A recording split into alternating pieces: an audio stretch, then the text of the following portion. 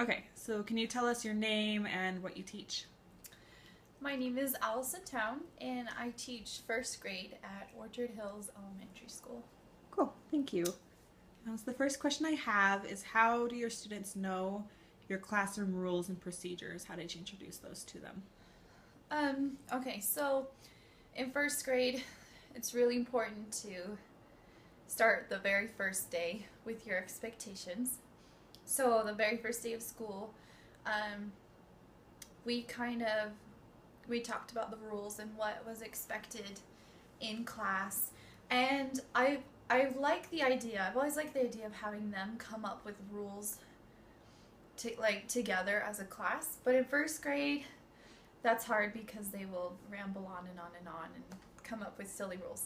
So I came up with 3 or 4 rules that I wanted us to that are kind of more generic, and then we read them together as a class.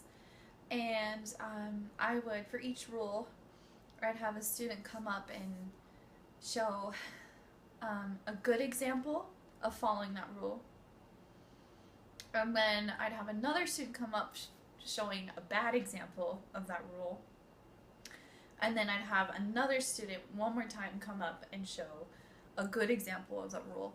And sometimes I would be the bad example, and I'd make it really really dramatic, so that they would know this is really bad, this is poor behavior.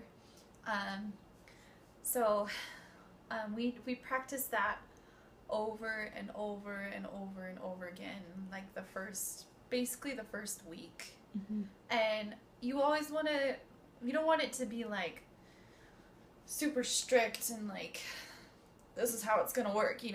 But you're always like, while you're teaching, he's like, and we want to be really good students, so you encourage them a lot so that they don't get discouraged. Oh, Mm-hmm. there's so many rules in school, and you try and make it fun, which is why they I like to act out the bad example, because then it Mm-hmm. makes them laugh. And so, What yeah. what's an example of one of the rules you have in your classroom, and then what like the good example, bad example thing was? Okay. So one of our rules is that we will respect others. So respect each other and other people's property, Mm-hmm. basically. And so, um, for that example,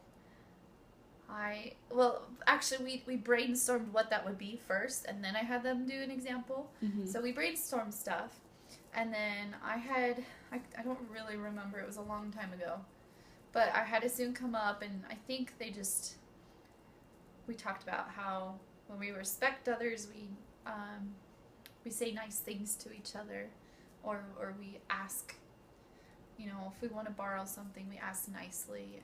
And then and so they came up, and I pretended to be the friend, and so they would come up to me, and they would say, "Oh, can I please borrow this from you or something?" And then they would sit back down, and I asked the rest of the students, "Okay, how is this person showing respect towards me?" And then I had, for the bad example, I think I chose to be the bad example for this one. And so I had another student come up, and I was like, okay, I'm going to be the bad example. And you always want to emphasize this is not the right example, so that they don't, just think it's Get funny. confused. And so I was like, okay, can you ask me a question like to play at recess? And so I had the student ask me that question, and then I turned away from them. I was like, oh, I don't want to play with you, stuff like that. Really emphasize it. And then they sat back down, and I was like, okay, well, how is that a bad example of not respecting other people? Mm-hmm. And then I had one more student come up and do a good example. So Thank you. Okay. So what do you do when you have a student that is disruptive during class? okay, usually I start out by trying to get their attention first, and to remind them, what we're supposed to be doing, um, or what they're not supposed to be doing. So I'll try and catch their attention by looking at them, or stop talking, and maybe like gesturing like to my eyes, and you'd be looking, or your ears, and you'd be listening, or be quiet, stuff like that. And if it's But if that doesn't work and I've warned them a couple times, then I will usually then I'll usually call them over.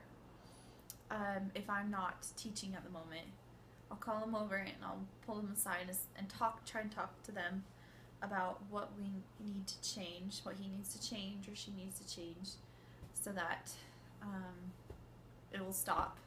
And then if that still doesn't work after talking to them, that's when I'll start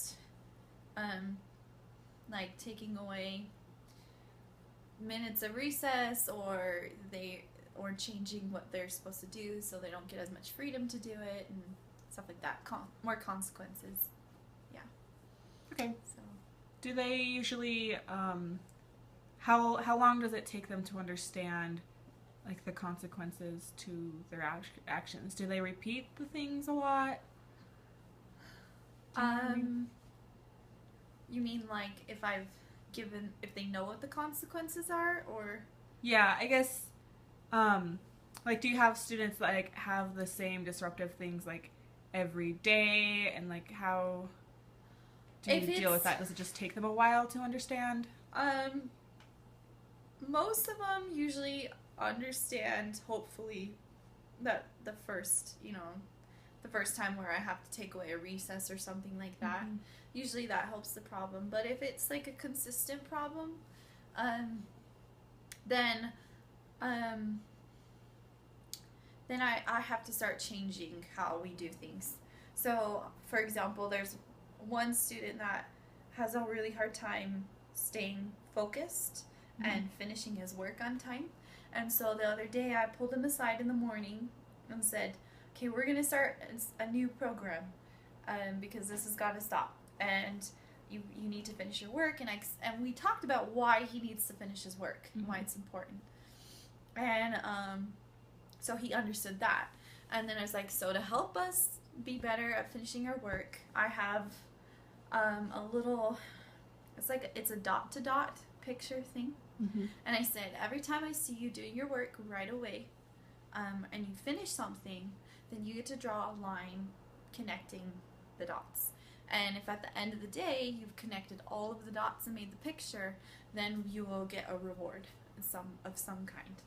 And so usually the reward is maybe like a sticker or maybe a little treat, depending on what we've decided. And so hopefully that will, because that's focusing them a little bit more, it gives them more like a visual motivation to hopefully fix the problem.